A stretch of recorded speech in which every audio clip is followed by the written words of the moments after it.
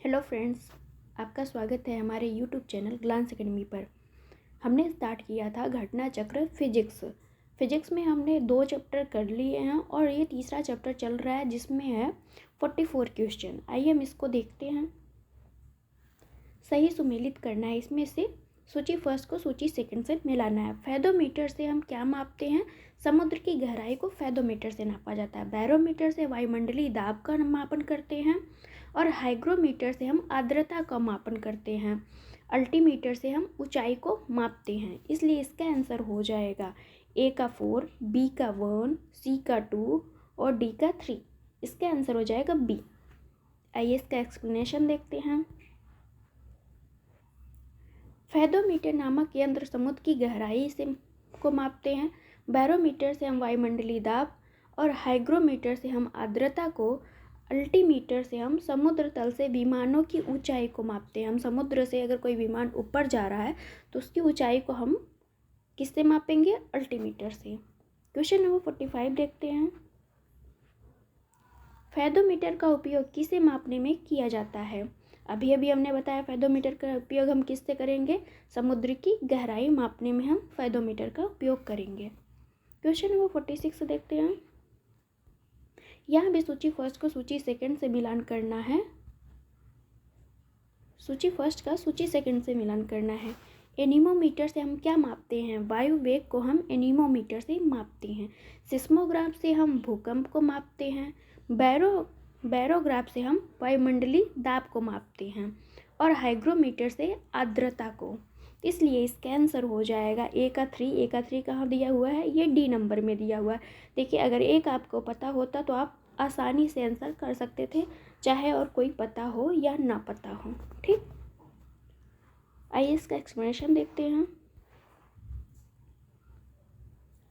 Anemometer से हम वायु वेग मापते हैं। सिस्मोग्राफ से हम भूकंप को मापते हैं। बैरोग्राफ से वायुमंडलीय दाब को मापते हैं और हाइग्रोमीटर से हम आर्द्रता का मापन करते हैं। नेक्स्ट क्वेश्चन पे चलते हैं। क्वेश्चन नंबर है 47 को हम देखते हैं। निम्नांकित में से कौन सुमेलित नहीं है? मैनोमीटर से क्या हम दाब मापते हैं? जी बिल्कुल मापते हैं। कार्ब्यूरेटर से हम आंतरिक दहन इंजन की बात करते हैं और कार्डियोग्राम से हम हृदय की गति को मापते हैं, जबकि सिस्मोमीटर से हम पृष्ठतल की वक्रता नहीं मापते हैं। इसलिए इसका आंसर हो जाएगा डी ऑप्शन जो है गलत है। सिस्मोमीटर से हम भूकंप को मापते हैं। इसका एक्सप्लेनेशन देखते हैं। प्रश्नगत विकल्पों में डी सुमेलित नहीं है। हमने पहले ही बता दिया डी सुमेलित नहीं, जिसमें क्या होता है? सिस्मोमीटर नामक यंत्र से हम भूकंप का मापन करते हैं। कार्ब्यूरेटर से हम क्या करते हैं? इंजन में हवा के पेट्रोल या वाष्प के साथ आवेशित किया जाता है। कार्डियोग्राम से हम क्या करते हैं? हृदय की धड़कनों को मापते हैं और मैनोमीटर से दाब का मापन किया जाता है। क्वेश्चन नंबर 48 देखते हैं। निम्नलिखित में से किसके मापन में फोनोमीटर का उपयोग किया जाता है? क्या है फोनोमीटर का? प्रकाश के चमकीलेपन की क्षमता, अत्यधिक उच्च ताप, विद्युत चुंबकीय तरंग की आवृत्ति, वायुमंडलीय आर्द्रता। तो इसका यहाँ पे जो आंसर है, मतलब जो भी ऑप्शन दिया है वो सही नहीं है। इसलिए फोनोमीटर से हम क्या मापते हैं? ध्वनि की तीव्रता एवं स्पंदन आवृत्ति मापते हैं। तो इसका आंसर हम देखते हैं यहाँ से। फोनोमीटर का प्रयोग हम ध्वनि की तीव्रता के लिए प्लस स्पंदन आवृत्ति के मापन में किया जाता है। क्वेश्चन नंबर 49 देखते हैं। झूठ का पता लगाने वाला यंत्र किस नाम से जाना जाता है? Polygraph, pyrometer, gyroscope, kymograph. इसका आंसर हो जाएगा ए। पॉलीग्राफ से हम झूठ का पता लगाते हैं। यहाँ पे देखिए, पॉलीग्राफ झूठ का पता लगाने वाला एक यंत्र होता है। पायरोमीटर से हम उच्च ताप मापते हैं। गायरोस्कोप से हम घूमती हुई वस्तुओं की गति का मापन करते हैं। काइमोग्राफ क्या होता है? शरीर की क्रियाओं को ग्राफ द्वारा निरूपित करने वाला यंत्र, जैसे रक्तचाप हो गया, हृदय की धड़कन हो गया, इससे हम काइमोग्राफ से हम मापते हैं। क्वेश्चन नंबर 50 देखते हैं फ्रेंड्स। ऊर्ध्वाधर तल एलिवेशन एवं क्षैतिज तल एजीमथ में कोणीय दूरी को मापने में प्रयुक्त होने वाला यंत्र कौन सा है? Bevel protractor, altimeter, syncline, theodolite.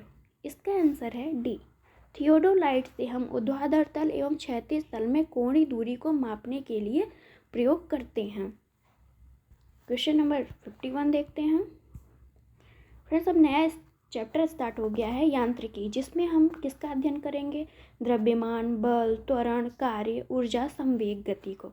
आइए हम इसके क्वेश्चन करते हैं।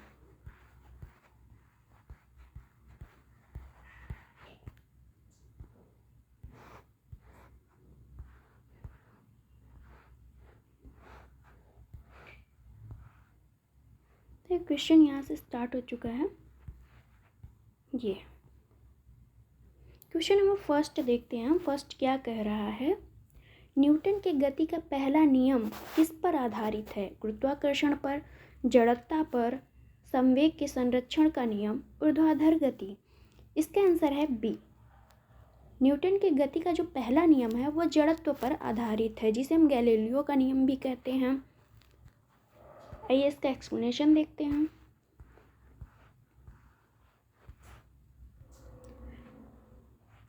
न्यूटन के गति के प्रथम नियम को हम जड़त्व का नियम भी कहते हैं। इसके अनुसार प्रत्येक पिंड तब तक अपनी विरामावस्था में अथवा सरल रेखा में एक समान गति करता है जब तक उस पर कोई बाह्य या अन्यथा बल न लगाया जाए। या मतलब आप अगर कोई वस्तु बैठी हुई स्थिति में है तो वह बैठी हुई रहेगी जब तक आप उसको हटाएंगे नहीं वहाँ से। कुल मिला के फर्स्ट नियम यही कहता है। क्वेश्चन नंबर सेकंड देखते हैं। साधारण यंत्र किसी व्यक्ति की सहायता करता है। कैसे सहायता करता है? कम काम करने में, कम बल का प्रयोग करके भी उतनी ही मात्रा में काम करने में, उतनी ही कम मात्रा में काम धीरे धीरे करने में, उतनी ही मात्रा में काम अधिक तेजी से करने में। इसका आंसर है बी। साधारण यंत्र किसी व्यक्ति की सहायता कब करता है? कम बल का प्रयोग करके भी उतनी ही मात्रा में काम करने में करता है। क्वेश्चन नंबर थर्ड देखते हैं। एक व्यक्ति एक संवेदनशील तराजू पर खड़ा है। यदि वह गहरी सांस अंदर लेता है तो तराजू की रीडिंग क्या होगी? बढ़ेगी या घटेगी? रीडिंग पर कोई प्रभाव नहीं पड़ेगा। वह बढ़ेगी या घटेगी यह वायुमंडलीय दाब पर निर्भर करेगा। इसका आंसर है ए। जब कोई व्यक्ति तराजू पर खड़ा होकर गहरी सांस अपने अंदर लेगा तो उसका तराजू का जो वेट होगा वो बढ़ जाएगा। एक्सप्लेनेशन देखते हैं। व्यक्ति के गहरी सांस लेने में तराजू की रीडिंग बढ़ेगी, अर्थात तराजू द्वारा व्यक्ति का वजन अधिक दर्शाया जाएगा। क्वेश्चन नंबर 4 देखते हैं। वॉशिंग मशीन का कार्य सिद्धांत है अपकेंद्रण, अपोहन, उत्क्रमण, परासरण, विसरण। इसका आंसर है ए। वॉशिंग मशीन किस पर कार्य करता है? अपकेंद्रीय बल पर कार्य करता है। यहाँ एक्सप्लेनेशन देखते हैं हम इसका। वह प्रतिक्रिया बल जो परिमाण में अभिकेंद्रीय बल के बराबर होता है परंतु जिसकी दिशा अभिकेंद्रीय बल के विपरीत यानी केंद्र से बाहर की ओर होती है उसे हम अपकेंद्रीय बल कहते हैं। जैसे अपकेंद्रीय बल कहाँ कहाँ लगता है? कपड़ा साफ करने की मशीन जिसे हम वॉशिंग मशीन कहते हैं, दूध से मक्खन निकालने की मशीन अपकेंद्रीय बल के सिद्धांत पर कार्य करती है।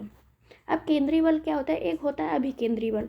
अभिकेंद्रीय बल में क्या होता है कि अंदर की ओर बल लगते हैं, ठीक, अभिकेंद्रीय बल में। और अपकेंद्रीय बल में क्या होता है कि इसके बाहर की तरफ जो भी बल लगते हैं उसे हम अपकेंद्रीय बल कहते हैं, ठीक है। क्वेश्चन नंबर 5 देखते हैं। प्रक्षालन मशीन की कार्य प्रणाली का सिद्धांत किस पर कार्य करता है? प्रक्षालन मशीन मतलब वॉशिंग मशीन किस पे कार्य करता है? अभी हमने देखा कि अपकेंद्रीय बल पर कार्य करता है, जो केंद्र की ओर बल न लगकर कहाँ लगता है? बाहर की ओर जो बल लगता है उसे हम कहते हैं अपकेंद्रीय बल। क्वेश्चन नंबर 6 देखते हैं। निम्नलिखित में से कौन सी राशि सदिश नहीं है? सदिश राशि कौन सा नहीं है? विस्थापन, वेग, बल, आयतन, तो इसका आंसर हो जाएगा डी। डी एक सदिश राशि नहीं है, यह अदिश राशि है, जबकि वेग, विस्थापन, बल, संवेग ये सब क्या है, सदिश राशि है। आइए इसका एक्सप्लेनेशन देखते हैं। वे राशियाँ जिनको व्यक्त करने के लिए दिशा एवं परिमाण दोनों की आवश्यकता होती है सदिश राशियाँ कहलाती हैं। दिशा भी चाहिए और परिमाण भी चाहिए। जिन राशियों को व्यक्त करने के लिए केवल परिमाण की आवश्यकता होती है, उसमें दिशा नहीं चाहिए होती है, उसे हम अदिश राशि कहते हैं। अतः बल, वेग, विस्थापन, त्वरण, संवेग, आवेग ये सब सदिश राशियाँ होती हैं। आयतन जो है अदिश राशि है। आयतन हो गया, दाब हो गया, द्रव्यमान हो गया, ये सब क्या है, अदिश राशि। क्वेश्चन नंबर 7 देखते हैं। निम्नलिखित में से कौन सी एक सदिशी राशि है? संवेग, ऊर्जा, दाब, कार्य।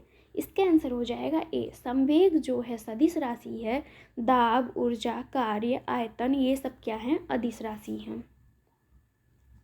क्वेश्चन नंबर 8 देखते हैं फ्रेंड्स। निम्नलिखित में से कौन सी सदिश राशि है? समय, चाल, विस्थापन, दूरी। इसका आंसर है सी।